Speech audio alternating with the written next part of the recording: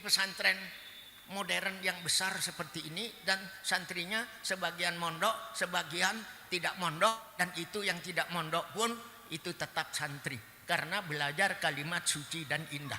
Saya hanya mau mengklarifikasi ini di sini, tolong dicatat ya. Jadi yang tidak mondok tetap santri ya. Jadi saya itu ketemu Kiai Basori Alwi ya, karena saya pengurus LPTQ Jawa Timur, Lembaga Pengembangan Tilawatil Quran Jawa Timur. Beliau itu penasehat ya, penasehat. Nah, jadi ketika beliau itu memberikan nasihat kepada hakim-hakim MTQ, kepada LPTQ, saya merasa berguru kepada beliau. Jadi saya ini boleh mengatakan santrinya Kiai Basori Alwi. Tetapi ketika perbuatan saya tidak sesuai dengan ajaran beliau, saya bukan santri ya. Ini bedanya ya. Jadi apa ciri-ciri santri? Ciri-ciri santri adalah belajar, dan kalau sudah tahu harus mengamalkannya. Itu bukan hanya ilmu untuk sebagai kredit poin saja, tidak ya. Jadi santri itu harus mengamalkan. Makanya ada pantun Melayu, berburu ke padang datar, mendapat rusa belang. Berguru ke palang ajar, bak bunga kembang tak jadi. Jadi kalau berguru hanya pandai saja, tapi ilmunya tidak diamalkan, seperti bunga mekar tapi kemudian runtuh menjadi bunga yang harum. Nah, itu rugi. Jadi tugas Anda nanti mengharumkan Islam, berakhlakul karimah, dengan akhlak yang mulia. Karena saya tahu sejak dulu orang yang akan mengajar di pesantren Sabilillah, lembaga pendidikan Sabilillah, saya tahu kalau bukan uswah hasanah dia tidak boleh ngajar di sini. Kalau dia tidak menjadi teladan bagi muridnya, tidak boleh mengajar di sini. Sebab apa? Kalau guru hanya mengajar, dia tidak bisa mencontoh, dan itu akan gagal ya, akan gagal.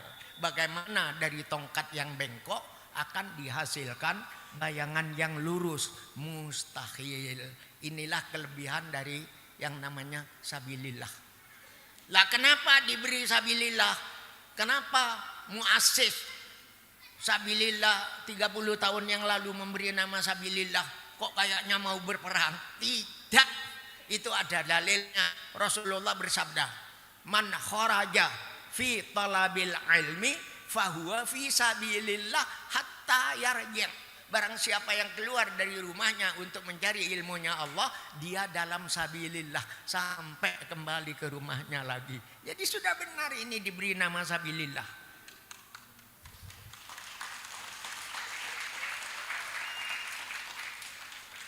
Inilah adik-adik ya.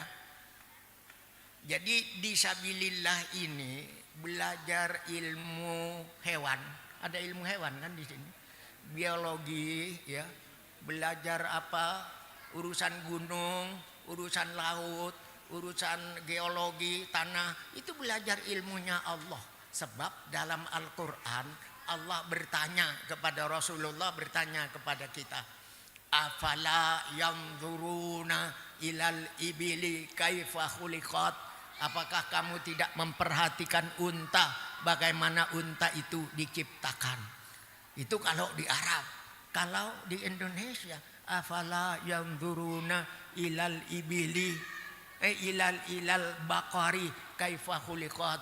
Apakah kamu tidak memperhatikan terhadap bagar, terhadap sapi, bagaimana diciptakan? Mulai kalau di Australia, mungkin untuk Islam Australia, afala yanzuruna ilal kanguru kaifa khuliqat. Apakah kamu tidak memperhatikan terhadap kanguru bagaimana? Dan sampai wa ilal jibali kaifa. Apakah kamu tidak memperhatikan sama Gunung Semeru? Kan begitu. Bagaimana Allah menciptakan dengan kawahnya. Jadi Semua itu ilmunya Allah. Tidak ada ilmu itu yang bukan ilmunya Allah.